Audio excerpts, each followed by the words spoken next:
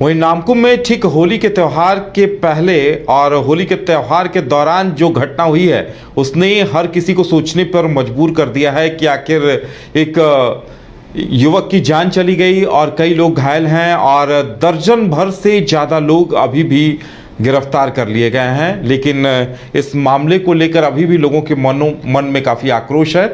आप देख सकते हैं ये तस्वीरें, हम सोनू मुंडा के घर की तस्वीरें आपको दिखा रहे हैं जहां सोनू मुंडा की मौत हो गई है। वहीं दूसरी तरफ नामकुम में लगातार अभियान चलाया जा रहा है और कई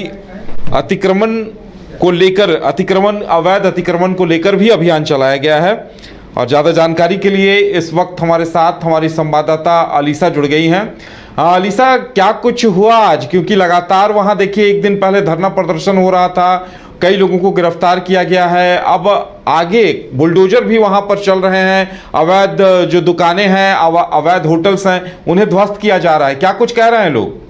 बिल्कुल उदय, आपको बता दूं कि बीते 14 और 15 मार्च को जिस तरीके से विवाद हुआ था और विवाद में ही सोनू मुंडा नामक जो व्यक्ति थे उनकी जान चली गई है, जिसके बाद से लगातार जो परिजन हैं उनमें काफ़ी ज़्यादा आक्रोश देखने को मिल रहा है। वहीं पुलिस ने भी बड़ी कार्रवाई करते हुए कुल 14 से 15 लोगों को अरेस्ट किया है और वहीं कुछ अपराधी जो है वो अभी भी मौके से फरार है, जिसकी तलाश पुलिस ने जारी कर दी है और लगातार प्रयास किया जा रहा है कि किस तरीके से उन अपराधियों को गिरफ्त लिया जाए। हालांकि परिजनों को लगातार ये मांग है कि कहीं ना कहीं उन्हें 10 लाख रुपए मुआवजा और उनके जो सोनू मुंडा के जो बेटे हैं उनको या फिर उनके परिवार को किन्हीं एक को सरकारी नौकरी दी जाए। वही देखिए सबसे बड़ी बात यह है उदय कि यूपी के तर्ज पे अब रांची पुलिस भी एक्शन मोड में है।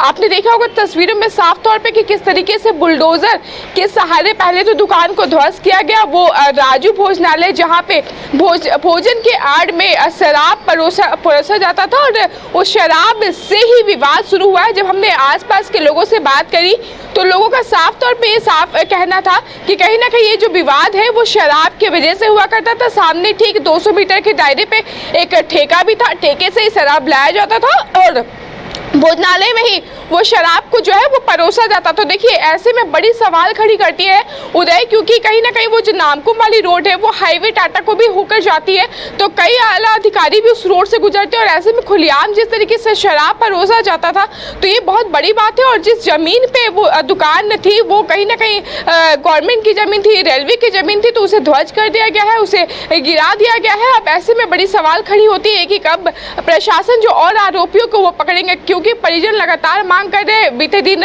सड़क जाम भी किया गया था, सड़क जाम करके सारे परिजन जो है वो लगातार मांग कर रहे हैं कि कहीं ना कहीं जो अपराधी है उनको फांसी की सजा दी जाए। तो ऐसे में देखने वाली बात होगी उदय कि कब तक तमाम जो लोग हैं अपराधी है उनको सजा दी जाती है। लेकिन देखिए ऐसे में सबसे बड़ी बात है कि शराब परोसने पर विवाद होना, और ऐसे में जब हमने आसपास के लोगों से भी बात की, कुछ दुकानदारों से बात की, तो उन्होंने ऑफ द रिकॉर्ड कई बातें बताई कि इस दुकान में हमेशा से शराब परोसा जाता था, गुंडाई होता था, छेड़खानी की जाती थी। तो ऐसे में आसपास के लोग भी उस इलाके में जाने से कतराते थे। उधर शाम के वक्त में महिलाएं खास तौर पे उस जगह पे जाना पसंद नहीं करती थी। कई ऐसे दुकान है हार्डवेयर के या कई और भी दुकानें हैं जिनका सामान भी जो आपराधिजनक व्यक्ति थे वो कभी ना कभी वो ध्वस्त कर देते थे, कभी बिखेर देते थे या फिर अलग अलग तरीके के अब्यूज वर्ड्स जो है वो यूज किया करते। तो ऐसे में देखिए कहीं ना कहीं लोगों को भी परेशानी होती थी, उन दुकानदारों को भी परेशानी होती थी जिनका रोजी रोटी उन्हीं दुकान पर निर्भर करता है। तो ऐसे में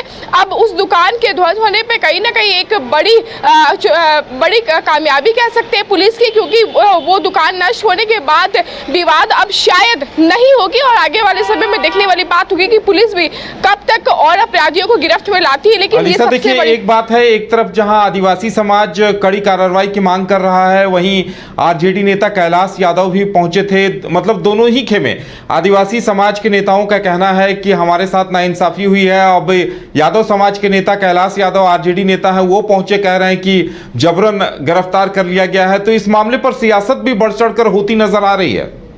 बिल्कुल उदय, देखिए तमाम जो पक्ष विपक्ष है वो अपने हिसाब से दाव पेच खेल रहे हैं, लेकिन देखिए एक परिजन के बेटे का खो जाना और उस घर पे अगर बच्चे हैं, छोटे छोटे बच्चे हैं, तो उनका गुजर बसर किस तरीके से हो पाना वो बड़ी सवाल खड़ी करती है। देखिए पक्ष विपक्ष तो कई बातें बनाएंगे ही, लेकिन इसमें सबसे बड़ी जो सवाल खड़ी करती है उदय वो ये है कि अब उन बच्चों का गुजर बसर कैसे होगा। आज मौके पर पूर्व मुख्यमंत्री अर्जुन मुंडा भी वहां पे पहुंचे, तो मौके पर उन्होंने भी पहुंचकर आश्वासन दी तमाम चीजों को लेकर, मुआवजा की भी बात कही उन्होंने, और ये परिवार को आश्वासन दिया कि कहीं ना कहीं जो अपराधी है उन पे बड़ी लगाम लगाई जाएगी और उन पे बड़ी कार्रवाई की जाएगी। तो देखिए उदय, कहीं ना कहीं ये बातें तो सामने आ रही है कि यादव समाज के जो लोग हैं या फिर एसटी समाज के जो लोग हैं, आखिर गलती किसकी है। गलती जिसकी भी हो दे वो पुलिस उनको खंगाल कर सजा जरूर देगी, और कहीं ना कहीं दोनों पक्षों का सुना जा रहा है। और ऐसे में देखिए जिस तरीके से दोनों पक्षों में जमकर विवाद हुई है, ऐसे में एक जन का जान चले जाना, सोनू मुंडा नामक व्यक्ति की जो जान चली गई है, वो कहीं ना कहीं बड़ी सवाल खड़ी करती है, क्योंकि विवाद होना भी क्राइम है और किसी की जान चली जाना ये भी एक क्राइम है। तो देखने वाली बात होगी उदय कि कब तक पुलिस तमाम मामलों को खंगाल कर इंसाफ करती है और कब तक तमाम मामलों पे जो आने वाले जितने भी अपराधी है उनको गिरफ्तार करती है। उदय, चलिए अलीसा, हमारे साथ जुड़ने के लिए और तमाम जानकारी देने के लिए आपका बहुत बहुत धन्यवाद।